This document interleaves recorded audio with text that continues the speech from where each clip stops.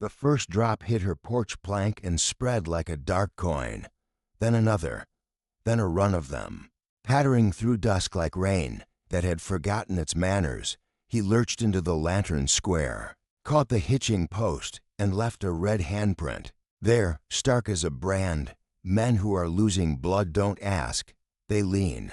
Breathe sawdust and kerosene and the cool promise of a water bucket, and decide whether living is worth another breath. She watched him decide. They called her the Black Widow because the dead behind her lined like fence posts. Mara didn't argue.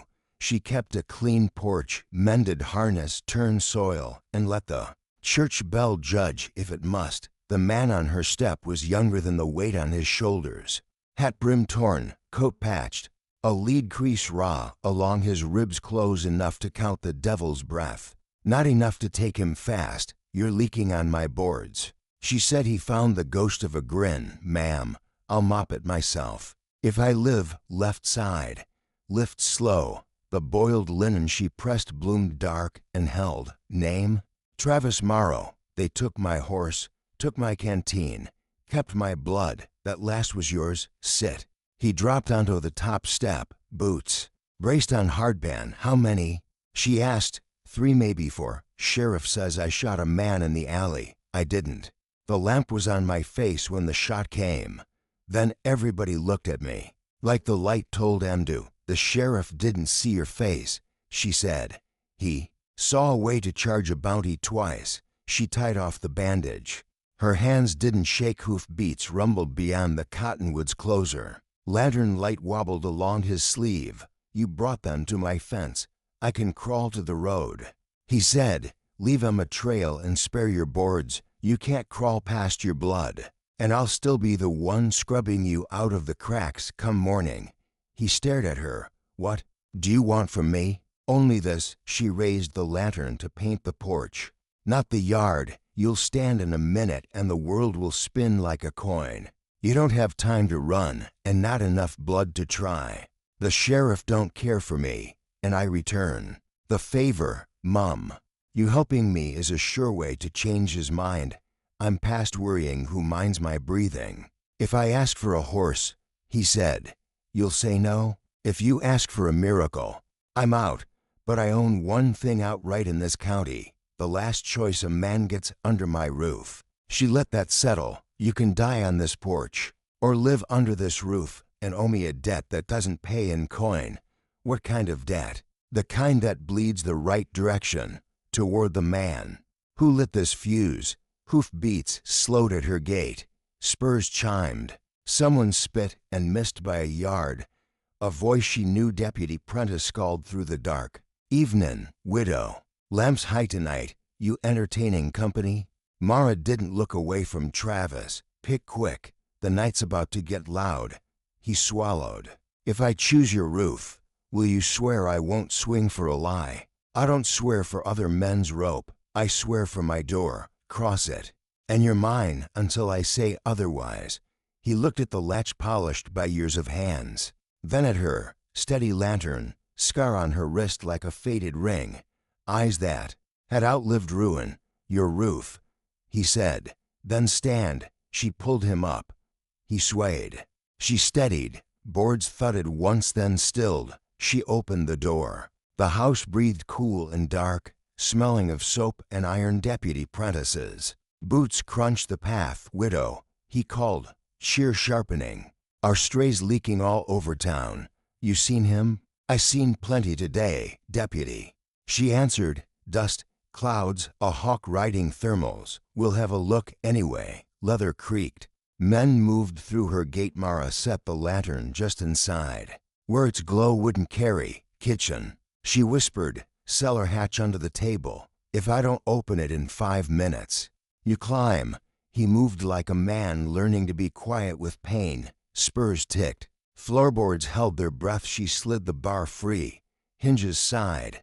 Night air came in sharp, with mesquite and certainty, for silhouettes cut her yard into quarters.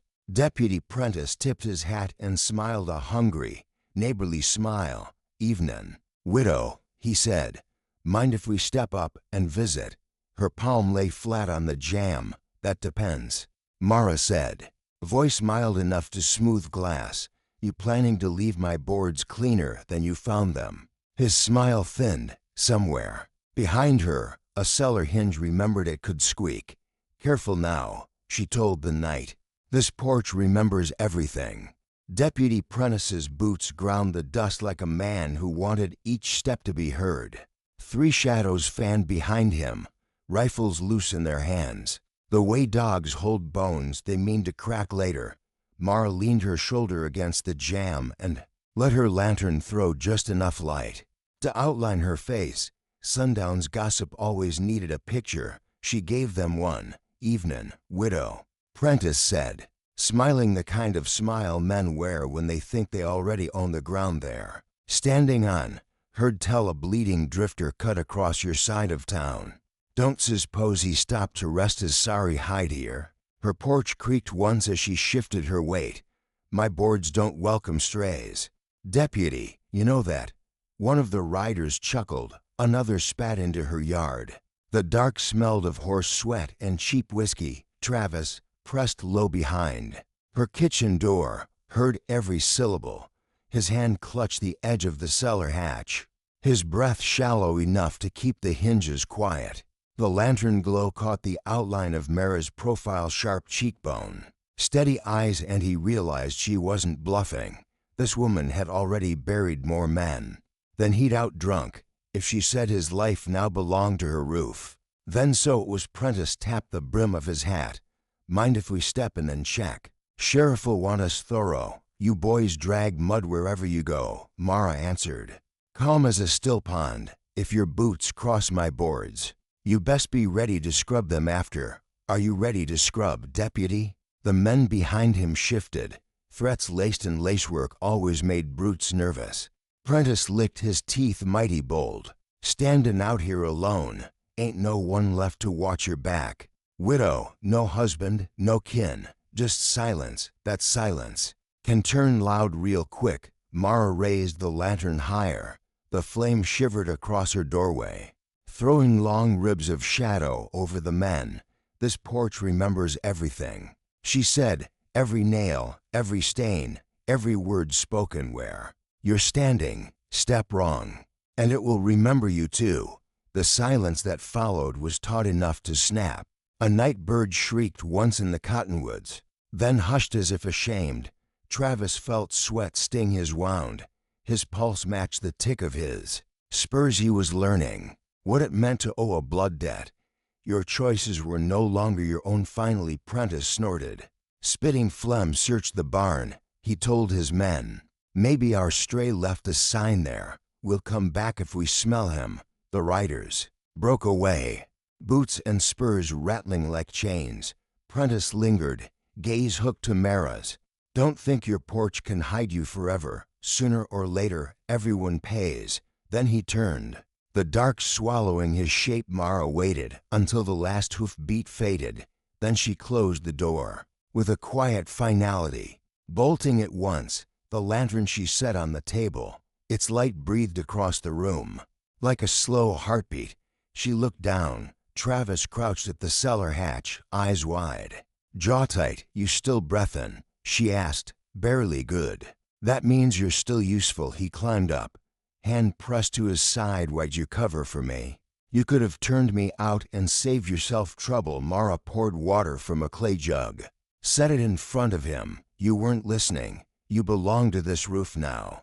Trouble's part of the bargain. He drank deep, water running down his chin. It tasted like life itself. When he wiped his mouth, he met her eyes. You don't even know if I'm guilty. Doesn't matter, she said. Sheriff's rope cares little for guilt, only for the weight it hangs. Her voice carried no sympathy, only iron. Now eat. She pushed half a loaf of bread across the table. You'll need strength. There's no hiding in sundown. If Prentiss doesn't find you, the sheriff's bounty riders will. Travis tore bread with trembling fingers. His wound burned with each bite, but he forced it down. What happens when they come back? Mara leaned closer, her shadow cutting the lamplight. Then we make sure they remember this house, not just the porch, the whole of it. and they won't forget easy outside. Coyotes called across the plains, thin as knives. Travis listened and wondered if he'd traded one death for another. Mara's gaze never wavered. She had seen the pattern before: men bleeding, men hunted, men begging for mercy.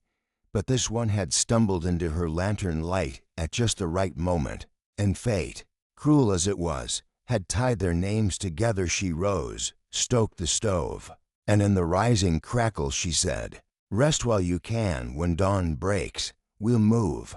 But until then, this house stands between you and every gun and sundown. Cross me, and you're already dead." He lay back against the wall, the bread like a stone in his gut, the water still, cold in his veins. Through half-flitted eyes he watched her, the widow with a past written in graves, standing guard with nothing but a lantern's flame and the promise of vengeance. Yet unspent as the night thickened, Travis Morrow wondered if he had chosen a savior or signed his soul to a darker debt than any sheriff could write.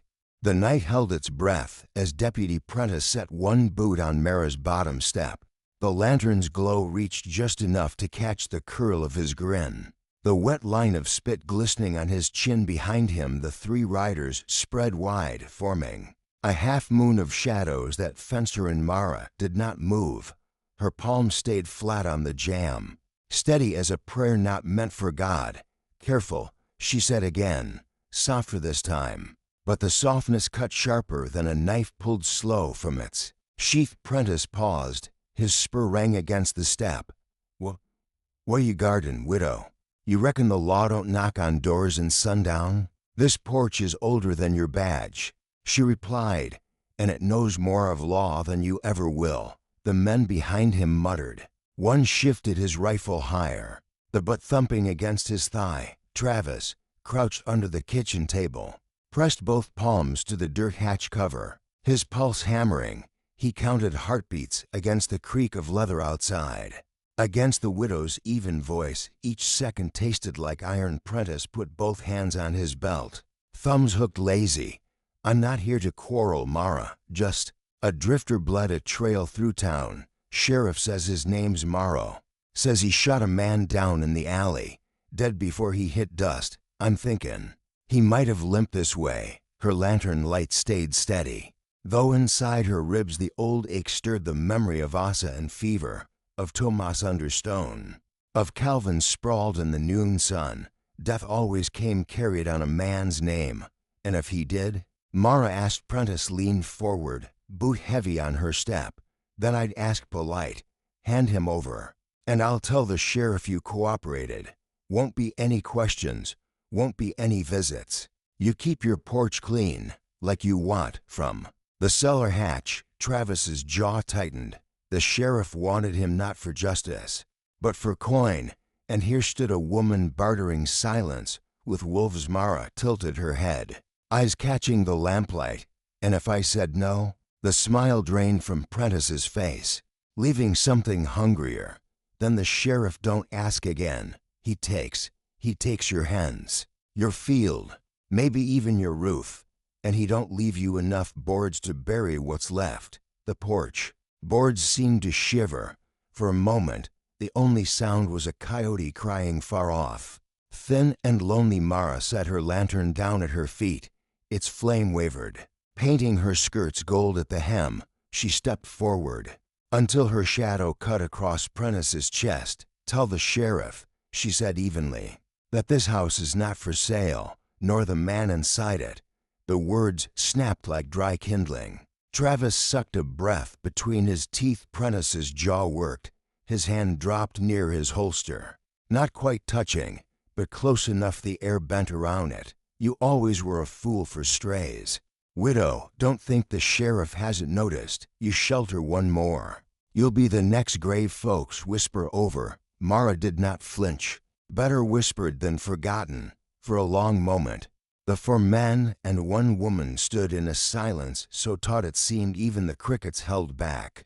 Then Prentiss spat on the dirt. "Hard, we'll be back at dawn," he said, "with a warrant, with fire, with rope, whichever comes first." He turned, boots grinding the step. His men followed.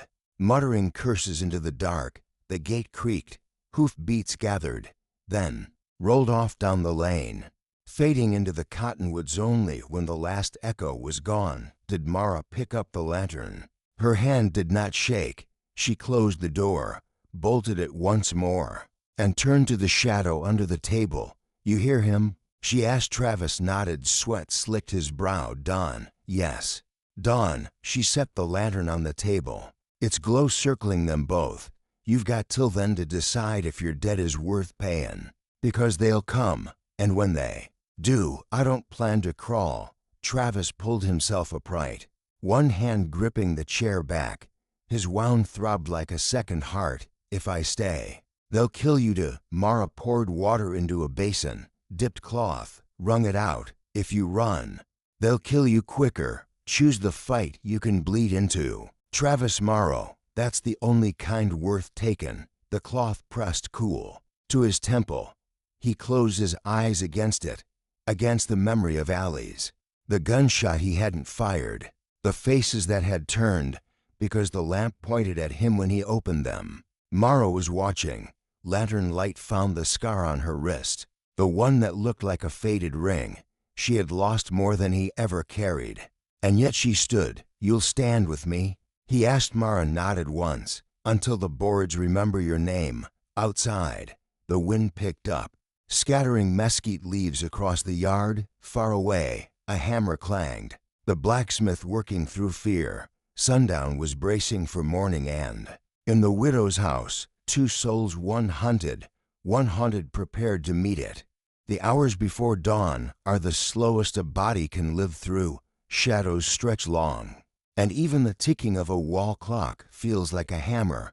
Inside Mara's house, the air grew close, thick with kerosene, iron, and the faint smell of bread. Gone cold, Travis sat by the hearth, half bandaged, half dreaming, every nerve tuned to the scrape of branches outside.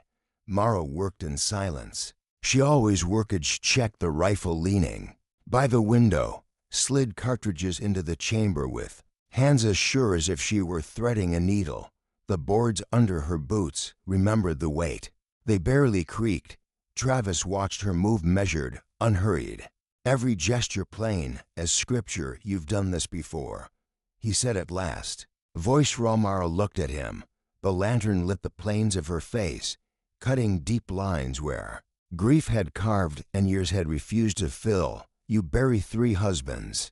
You learn a thing or two about who comes ridden after dark." He tried to smile, but found no strength for it. "I reckon most widows don't keep rifles clean for company.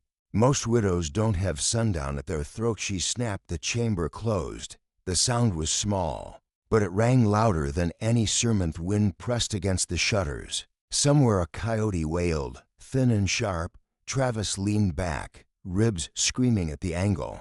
His thoughts tumbled. Faces in the alley, the flash of a muzzle not his own, the way the sheriff's eyes had shown greedy when the body hit dust. He swallowed the memory like sour whiskey. "I didn't shoot him," Travis said suddenly, almost to the fire. "God strike me, I didn't." Mara didn't blink.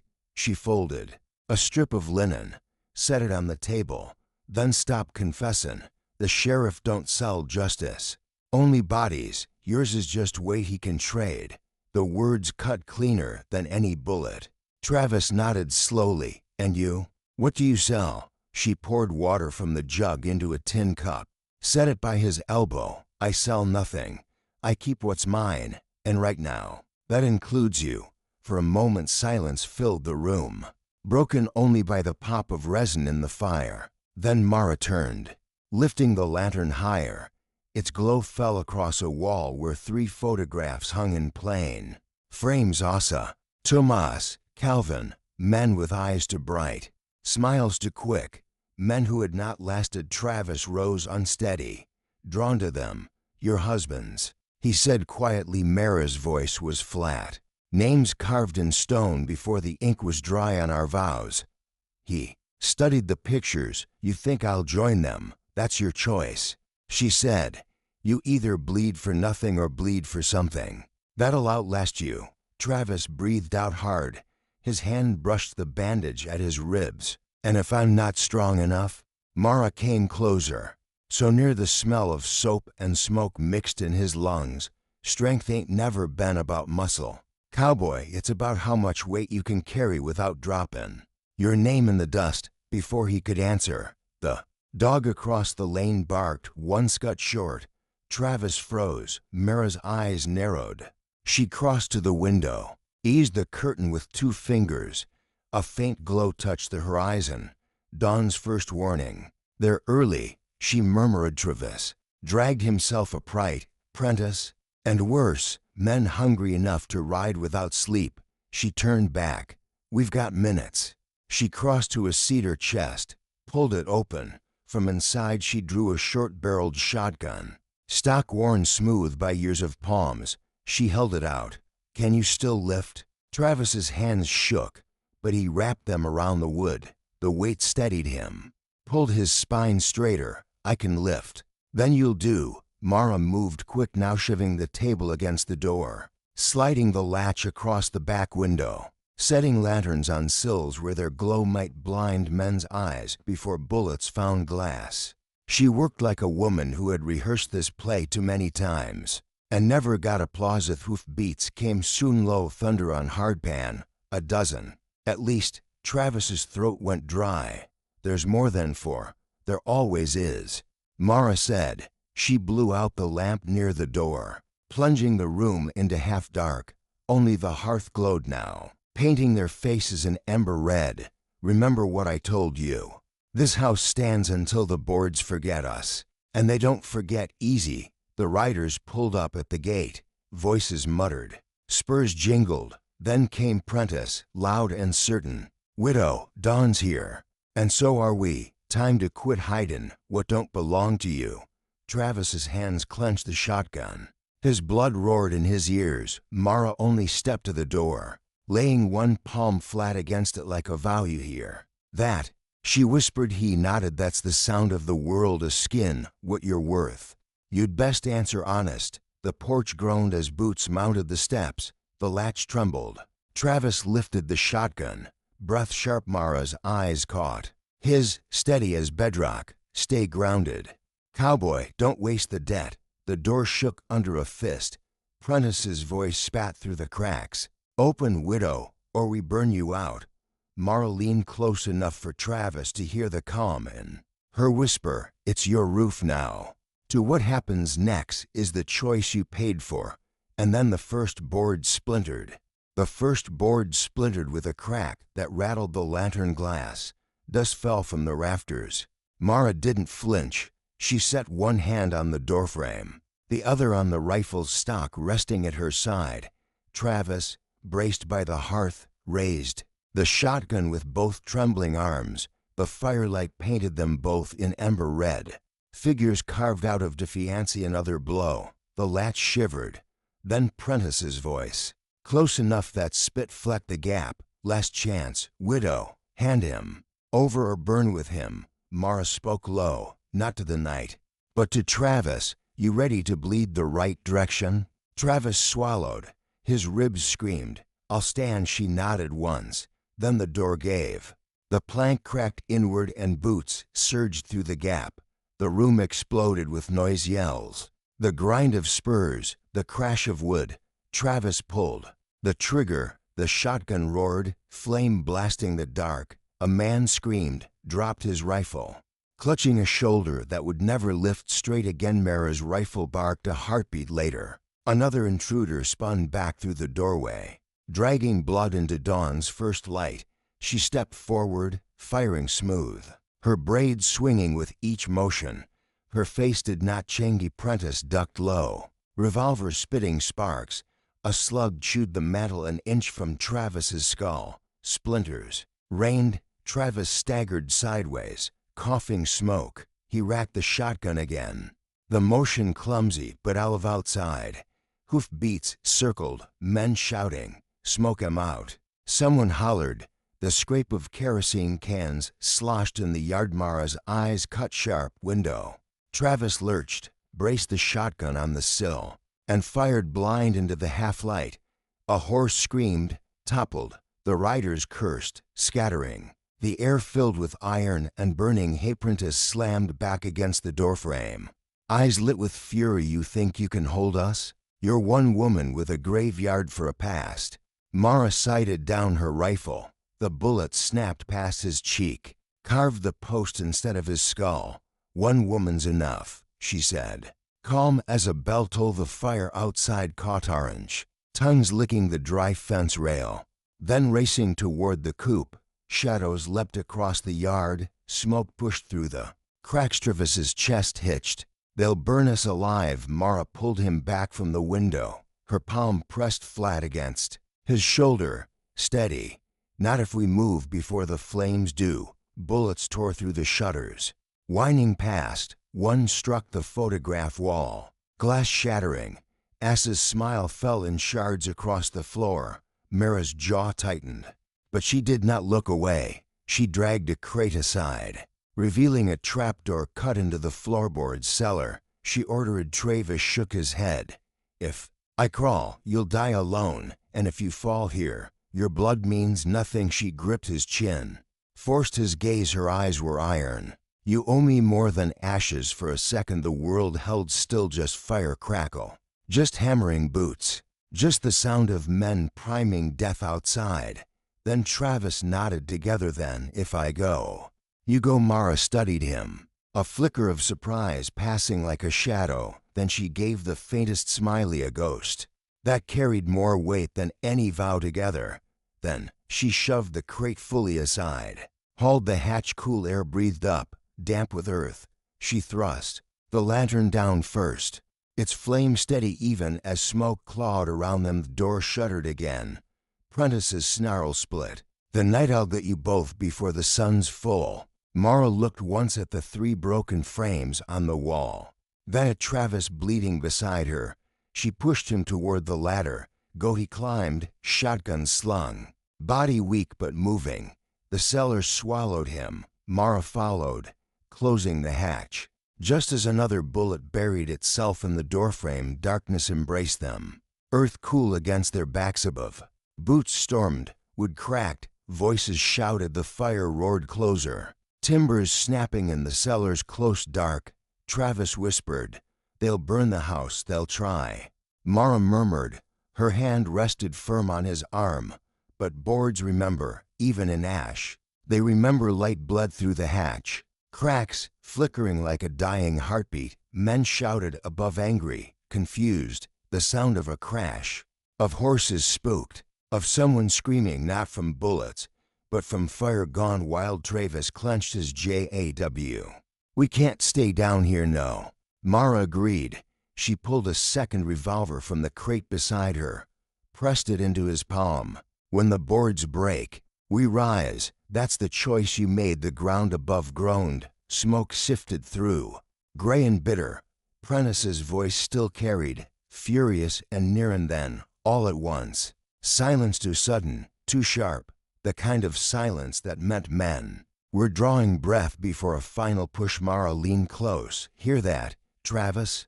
That's the world asking again. Best be ready to answer. The hatch trembled. Ash sifted down. Their fingers found triggers, steady despite the blood, despite the smoke above them. Dawn split the horizon, bleeding red into the blackened as the boards threatened to give. Neither the widow nor the cowboy knew whether the day would carve their names into stone or let them walk free into the fire.